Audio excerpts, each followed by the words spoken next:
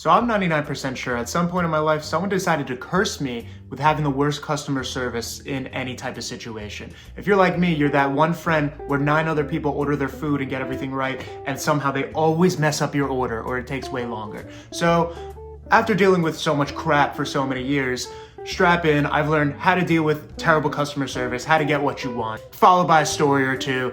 This is Lightly Seasoned Mike's Skit Story Stand Up. All right, let's go. Both of these stories I'm about to tell kind of teach the same lesson, but before I go into those, the main lesson of getting what you want from customer service people who are treating you like crap or just not giving you what you need, basic human interaction, is don't get angry. It's so hard, and I am that person, but once you realize, like, and it sounds so easy to say, but once you're in the moment, it's so easy to go like, what are you doing? And like, you have every right to actually be angry, but most of the time, it is not their fault. And even if it is their fault some of the time, you can't let them know that. Just say, even if the simple acknowledgement go like, hey, look, man, I know you're just doing your job. I know you're just you're busy, you're crazy right now.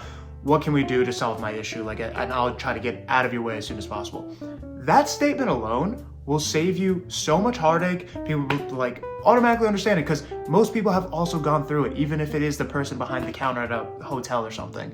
So always keep that in mind. With that being said, let me tell you about Kyle. Kyle over at evosnowboarding.com. I don't even know the actual website, and I don't care to look it up because I'll never shop there again. I ordered a snowboard, bindings, and boots as a bundle. And this is fall of 2021. So not like, we're still post-pandemic, but like we're getting there. Things are normal. So I reach out to the company on their chat on their website, and I get like a little annoyed because they're just like, oh yeah, don't worry, there's no issue. It's still just like backed up in orders and stuff. And I go, okay. I was like, I'm gonna try again in 2 weeks. So now we're 8 weeks in, no boots. And then finally I go to the chat again. And I actually try to call at first, but this place has apparently the busiest company in the whole damn world, because anytime you call, there's no voicemail, there's no callback, there's no waiting, it's just busy tone. At any time of the day, 11:01 a.m., doesn't matter, on a Tuesday, Saturday, Sunday, I called like 46 times, I couldn't get through, and I was like, this is ridiculous. So I finally reached out to the chat again, and I go, hey, just checking in, and this guy named Kyle, who lives in Vermont, and he just says, I'm checking, yeah, I see your order went through, it's probably just backed up, and I go, yeah, Kyle, I know that, because I already did this, and like, I'm just telling you right now, I really don't want to have to do this again, and I know I'm gonna have to do this again in 2 weeks. And I was like, can you look a little further to see like what the actual delay is? Because there's no way it's just backed up. And he goes, yeah, let me see. And then he just goes, yeah, I think it's just because of COVID. He writes it like that on the chat. And I went, all right, all formalities are thrown out the window. And I go, look, Kyle, I was like, I think there's something else wrong here. Can I speak with someone else? I don't think you can help me. And then he writes back, look, man, I don't know what else to tell you on the chat. And I was like, okay. So I was like, God, forget it. Ended the chat. Who would have thought 2 weeks later, still no update. I finally get through on the phone and I talk to somebody and I go, hey, Brian, whatever his name is, can you like help me here? Like, I'm dealing with your customer service team. To be honest, they suck. Like, there's definitely an issue here and they're not addressing it. And he goes, yep, sure, no problem. Please, like, stick on the line here. Let me help you out. He goes, oh yeah, I see that, like, they processed the order, but like didn't put it in the shipping area. So it's just been sitting there for weeks. And I go, he goes, oh my God, I'm so sorry. Like, let me get this expedited shipping or whatever. And I already challenged it on my credit card because I was like, I'm not getting it. So I got a free pair of boots. Thanks to Brian and thanks to Kyle because he just didn't want to actually do it. But that main lesson is that you need to find the right person. If you are just calling up somewhere and they go, sorry, there's nothing we can do, call again. Try to get somebody else, because the difference of like getting what you need from like someone working in customer service is just talking to the right person who actually gives the tiniest little bit of a shit. That's it. All it takes. Like the amount of times like I'll call somewhere, I'll be like, I'll call back in like 2 days and like try to get someone else, and then it works. So that's the main point. All right. Don't give up just because one person is incompetent or not even just incompetent, they're just lazy. They don't want to help you. They just want to do the bare minimum, which I get, but also like, don't screw me. Second story, same situation, but it wasn't even just about boots. It was something much more serious. I was coming back from Cancun, and this was peak like 2020. And as I'm about to leave Cancun, the morning of my flight, it was supposed to be a 6-hour flight, a connecting flight to New York with a 1-hour layover. I get a text at 9 a.m. and they say, oh, your flight is canceled. The one for 1 o'clock, yeah, in a few hours, that's canceled. But here's your other options.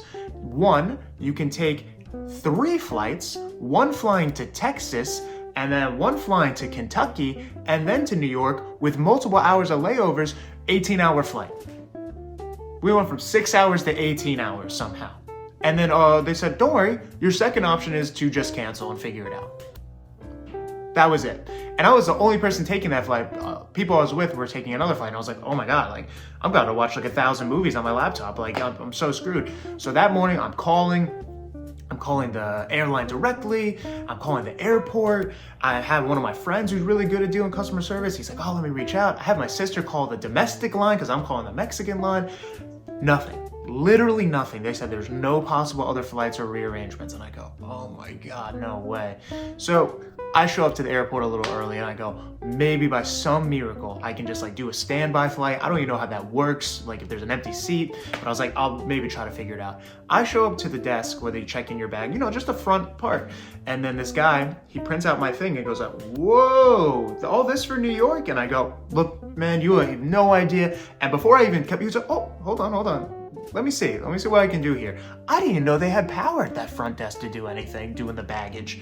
And then he's like, I'll just make sure you're at least not taking 3 flights. And I go, literally anything is better than this.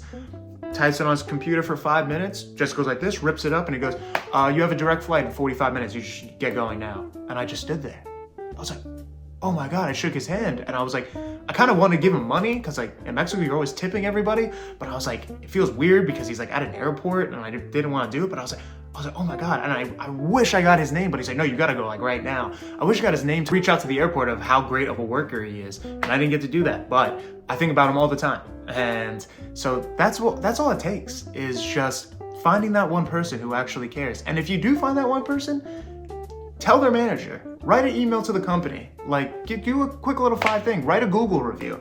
It like, even though it might not actually do anything, but it's nice if someone just goes, hey, some guy wrote a Google review and said you helped him out yesterday. You'd be like, oh, nice. Overall, I still get crappy customer service a lot of the time. Somehow, some way, it's always me. But my anger has dramatically dropped since I've learned like, hey, don't react immediately, just try to deal with the punches. But you know what? The reality is customer service now in 2026, kind of trash compared to what it was. People just don't care nearly as much anymore.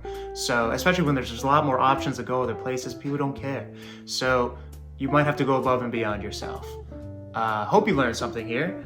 I'm going to post a lot more long form content. This one's kind of a throwaway, but I thought about this because I just had some crappy customer service again recently. And I was like, oh, you know what? Maybe I should talk about that, tell some stories. Subscribe, follow, blah, blah, blah. I'm going to post more skits and stories and stuff. So, all right.